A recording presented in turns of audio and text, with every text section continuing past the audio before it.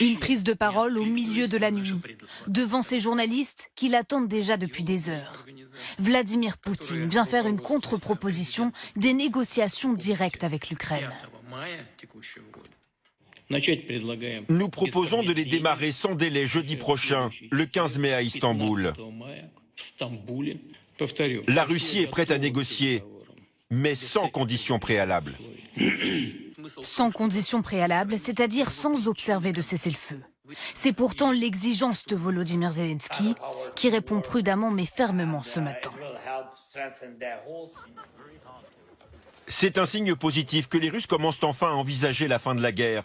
Mais la première étape pour mettre fin à une guerre est un cessez-le-feu. Une contre-proposition russe accueillie donc comme un signe positif, quelques heures seulement après la visite des dirigeants européens à Kiev. Ensemble, avec Donald Trump, ils ont lancé un ultimatum à la Russie pour un cessez-le-feu de 30 jours dès demain, sous peine de sanctions massives. Ce matin, Emmanuel Macron qualifie la proposition russe de premier mouvement, mais insuffisant. Il réitère son exigence de cessez-le-feu. On ne discute pas si dans le même temps les populations sont bombardées. Il faut un cessez-le-feu maintenant pour que des discussions s'engagent. Vladimir Poutine cherche-t-il à gagner du temps ou s'agit-il d'une véritable volonté d'arriver à la paix? Ce matin, ces Ukrainiens restent circonspects.